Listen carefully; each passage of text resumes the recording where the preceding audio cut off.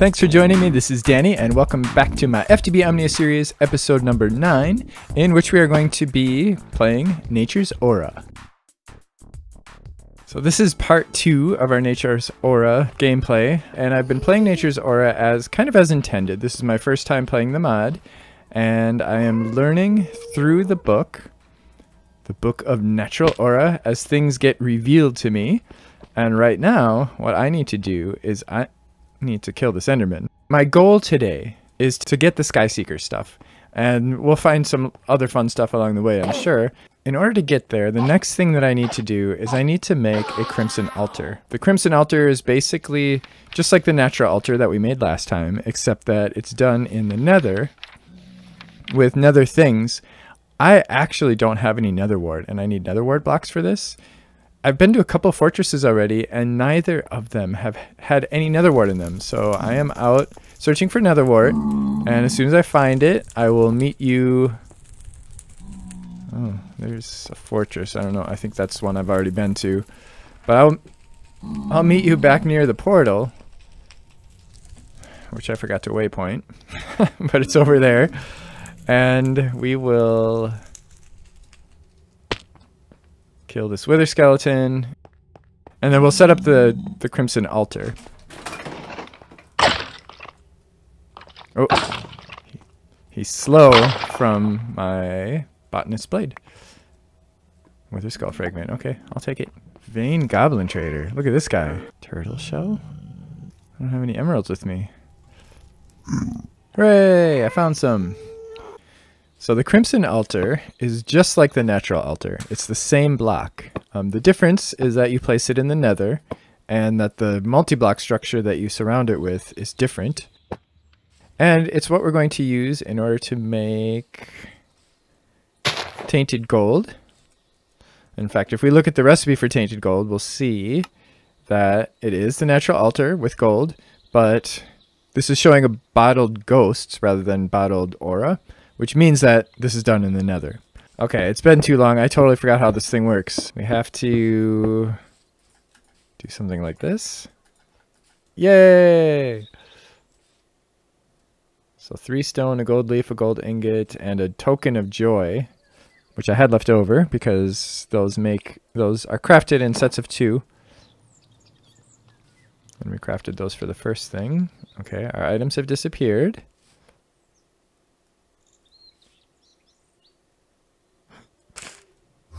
Yay! And another Natural Altar. Hooray! It took me a little bit of time because I needed 20 blocks of Nether wart. And yeah, so I had to set up a Nether wart farm, and it's really slow and everything. So I made this room while I was waiting. And I'm going to set up the thing right in the middle there. That block in the middle is telling us where the center of the room is.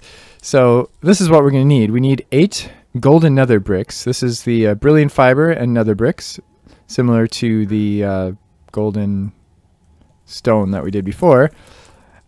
And of course we need the Natural Altar in the middle. When we place it here, it's going to look different. It's going to have a nethery look because we're in the Nether.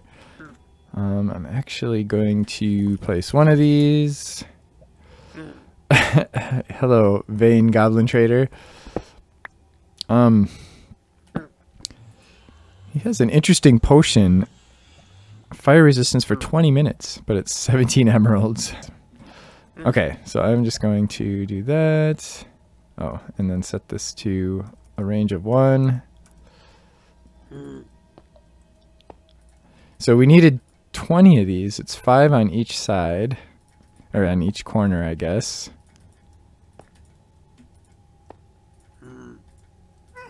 That was the most time-consuming part of this. And then we need nether bricks. We needed 20 of those. 16 of those.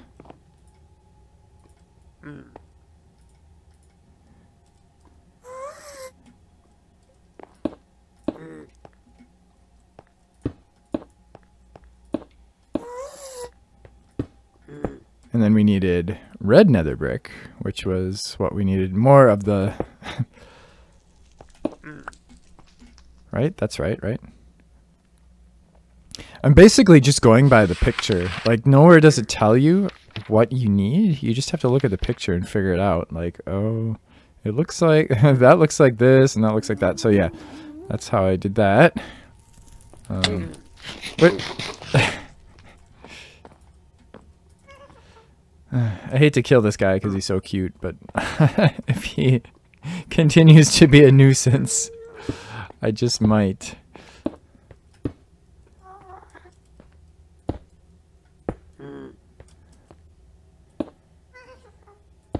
There. Ding! Yay, complete! Now we should see that it starts to pull aura. And this is how much aura we have around. Because we're wearing the aura... I mean, not the aura cache. The environmental eye.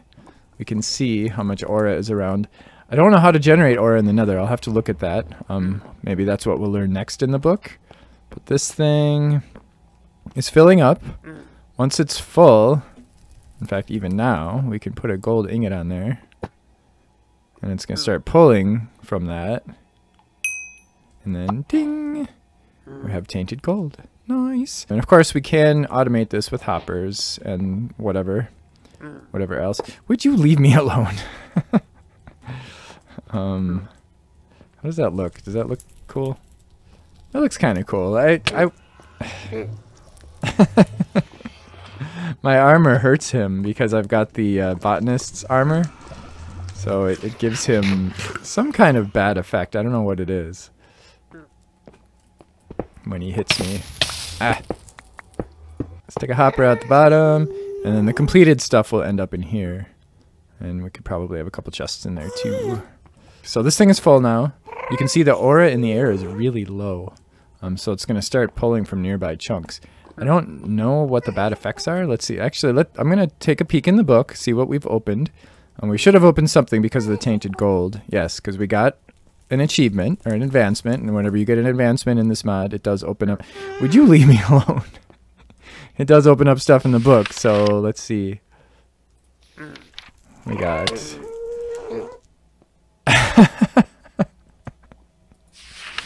we got natural practices, natural items.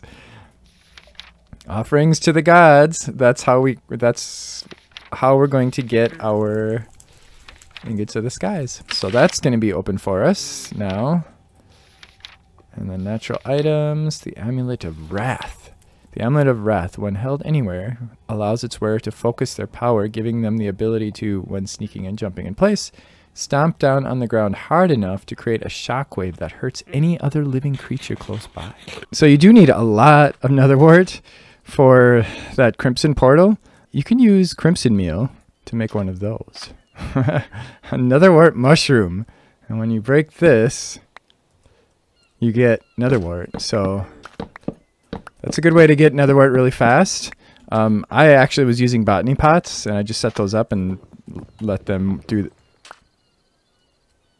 Oh, and that's actually netherwort block.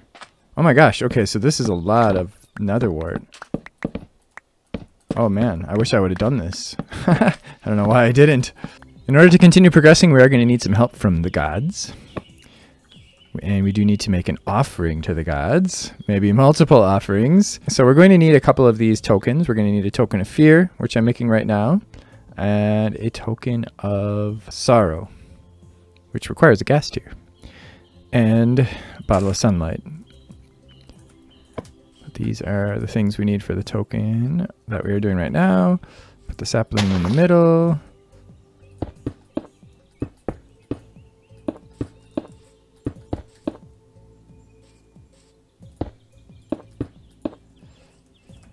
And soul sand.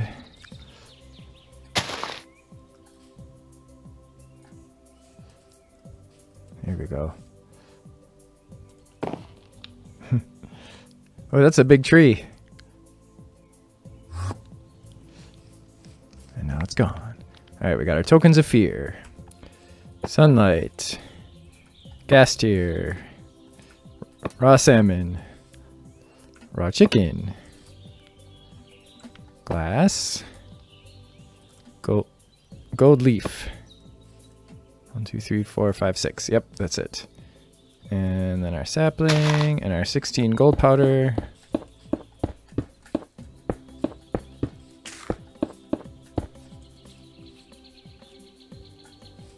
Grow the tree.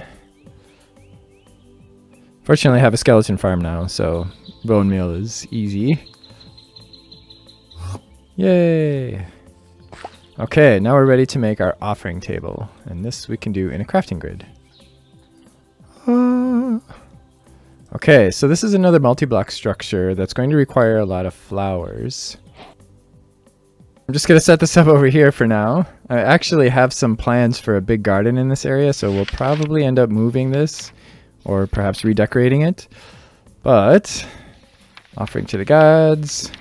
Now, we put 2 flower rings around it. We can use any flowers. I don't know for certain if that includes other types of flowers like Botania, or even big flowers. No, apparently not. Okay, so that does not add to the...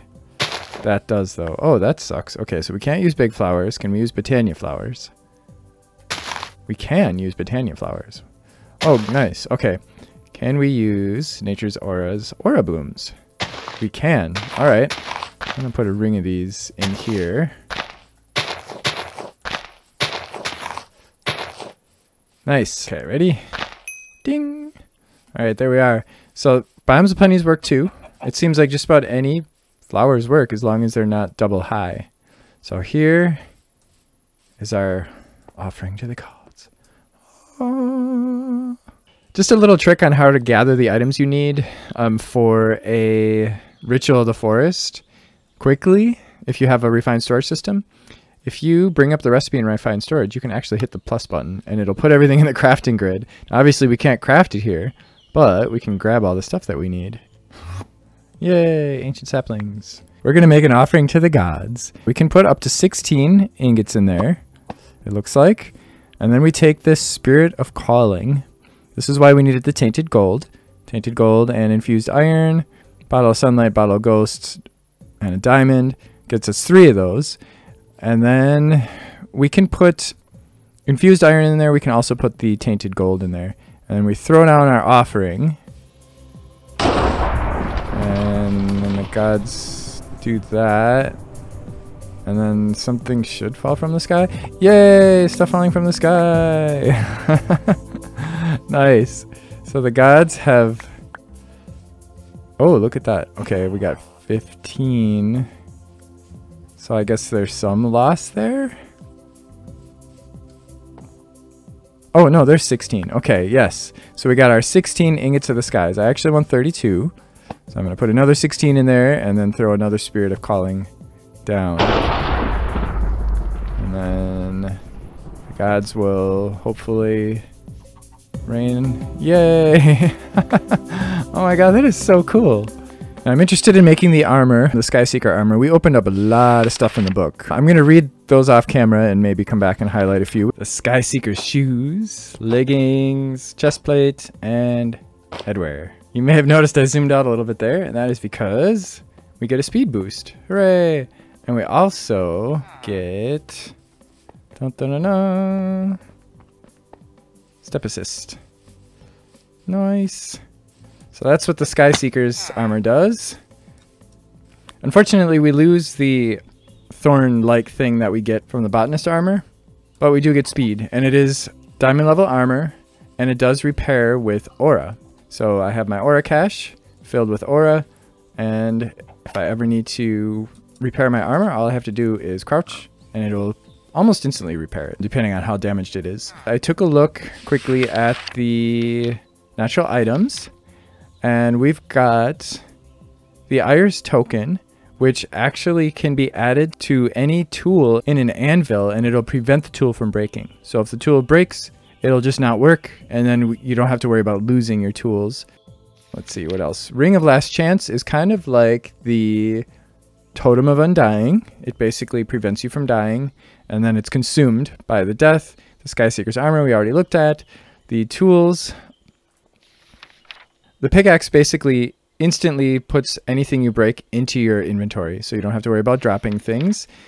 The axe works like a lumber axe. It chops down an entire tree. In this pack, that doesn't matter much. The shovel allows you to replace blocks. And the hoe does a larger area. and it also breaks grass in a large area as well. And then the blade inflicts levitation. Actually, let's play with that blade. It does require the ancient wood rod, as do all of the... And this is diamond level, right? Oh. Yeah, so okay, but I do need to enchant it. So, oh, look at this. We have enemies right here. Okay, perfect. I'm gonna... Well, whatever. Let's, of course, these guys have range weapons, so then we might not want them levitating necessarily. But it does give them extra damage because, of course, they have to come down at some point, right? So I'm gonna kill all but one of these guys, and then we'll cause this guy to levitate. Oh, look at that! He floated up, even in death. Oh, that's unfortunate. I didn't get to demonstrate that more. I know who we can demonstrate this on. Somebody who isn't necessarily an enemy, but who has been driving me crazy.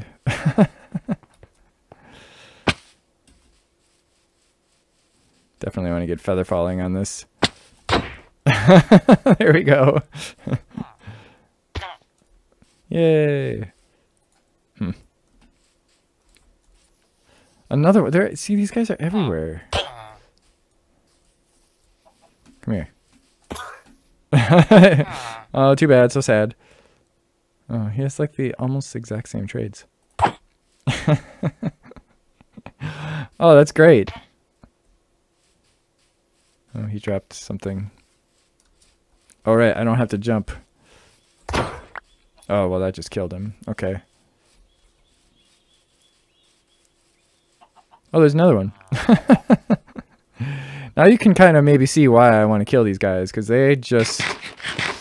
I've been trying not to, because, you know, I'm a nice guy. I don't like to just kill for no reason.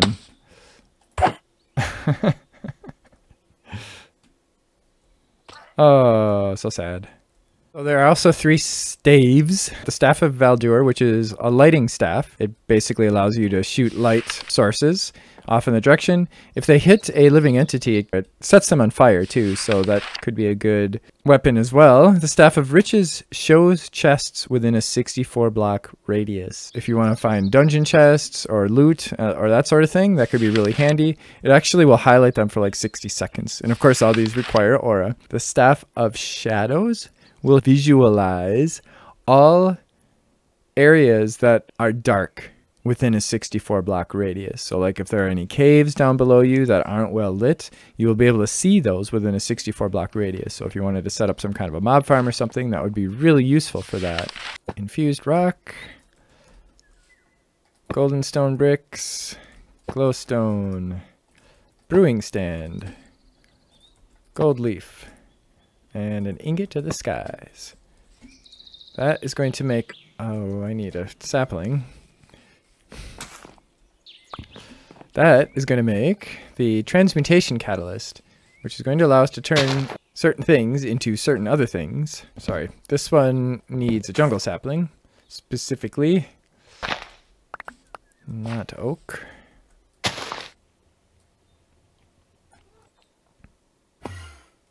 Yay! Not so equivalent exchange. If we take this catalyst and we put it on top of one of these 4, I guess, short pedestals, the golden stone bricks, we should then be able to take rotten flesh and put it in there. Hooray! And from that, we get leather. Popcorn fruit can go into a flower, sand to soul sand, charcoal to coal. Can make a lead from just a string. Leather, potatoes from poisonous potatoes. Another quartz into a prismarine shard in the nether. There is another catalyst called the Crumbling Catalyst, and that one basically does grinding for us. So we can do cobblestone to sand, we can get more blaze powder and bone meal out of things. More we can get our 4 glowstone dust, and we can get 3 sugar out of sugarcane. I'm going to try to unlock the entire mod after we go to the end, because there are a few things that we need to do at the end in order to unlock certain parts of the mod. So that's all we're going to do with Nature's Aura today, but I do have a couple things I want to show you before we leave. First of all, I did enchant everything. And I got some pretty nice enchants. And I have an XP system set up that I want to show you too, which is completely unrelated to Nature's Aura, but it's something that I did in order to get everything enchanted real nice. But I got right out of an enchanting table. I saw Sharpness 4, so I grabbed it, and I ended up with Soul Stealer 4 and Beheading 3. So that's going to be nice for Wither Skeletons. It increases the souls collected per kill by 1 per level. So that's Soul Shards. And I do plan on playing with Soul Shards later in the series. Unbreaking 3, Protection 3. I don't care about Unbreaking because these are self-repairing with my Aura Cache. Unfortunately, I just got Unbreaking 3 on this one. I don't know why I took it, but I did. But then I found a Protection 3 book. Here I got Unbreaking 3, Protection 3, and then I had a book with Reach 3. That is basically Far Reach. And it's added by the mod Ensorcelation, a mod with a very difficult name, but that should extend my range. Yeah, look at that. Because without that, let's see, let's do a comparison. 1, 2, 3, 4, and then with it, 5, 6, 7. I get another 3 blocks that I can break. So it's basically like the Ring of Far Reach from Britannia. And then that one came with Soulbound, so whatever, I'll take it. And then on the helmet, I just got the Respiration 3. I ended up adding Protection 3 from a book. And so now I actually have really good armor. I'm going to try to get this up to Sharpness 5, and that'll get us an attack damage of 10, which will give us a 2-hit weapon. Right now it's a 3-hit for like 10, for mobs with 10 hearts. But I'm going to show you my XP setup with the Cyclic mod. It's really messy and dirty and kind of ugly, but it's functional. So you may remember several episodes ago we set up this mob farm, and we set up this experience pylon from Cyclic, which is collecting our XP. One of the recent additions to Cyclic was the support for XP juice in the experience pylon. It used to be that you would have to right click on it with sugar in order to get the experience confection, which you then consume in order to get your XP back. But I can actually stand above this and let it drain my XP. And down here, I have an ugly mess, but it's functional right now. Using the Crystallization Chamber, if you do 3 sugar, you will get an experience confection. And rather than putting that sugar in there manually, I've got a botany hopper pot here with sugarcane in it and sand, and that is just going to grow sugarcane forever, which is going into a crusher from WTBW machines. This will give you 2 to 3 sugar per sugarcane, and then that is being piped into the crystallization chamber. Now, unfortunately, the way the crystallization chamber works is that all 3 slots have to be full of sugar. So these first 2 slots are just going to be full of sugar all the time, and that sugar is just going to be kind of sitting there as a buffer at all times. But every time it breaks something new, it's going to put it here, and then it's going to use 3 sugar. So right now it's making sugar, and now it's going to drop that sugar in here very soon. And now this is making the thing. So ta-da! So now we have 50 experience confection. And I was going to actually output this into a chest, but then I thought having a stack of experience confection just at the ready, on demand, at all times is actually going to be perfect. So I'm just going to leave it like that, and then it'll slowly drain the XP out of here. And when we need more, that I will start the mob farm again, I guess, or just keep putting my own in there. But next time we are going to head back into that little hut that takes us to the mining dimension, and we're going to be setting up automated ore doubling coming right out of our quarry. We're probably also going to be doing network transmitters and receivers with refined storage so that we can get all that stuff back here, which means we're going to need a lot more RF as well. So I'll be working on that possibly in between episodes. I think I'm just going to increase our windmill array up there, and at some point in the future we will get into some kind of reactors and things like that, probably with the power mod. At some point we're also going to be doing some Britannia in the near future. I think I'm just going to do like one episode where I just kind of do like a speed run sort of thing of Britannia. Not exactly a speed run, but something like that. And then we are going to play with the iron jetpacks. so that we can get around a little bit faster. And at some point in there, we're going to go to the end. So I hope you join me for that. If you have any questions about Nature's Aura or anything else or whatever, if you have any comments or ideas, please feel free to leave them in the comment section below. And of course, if you did enjoy this, don't forget to click the like button and to join me next time. Thanks for watching. Bye-bye.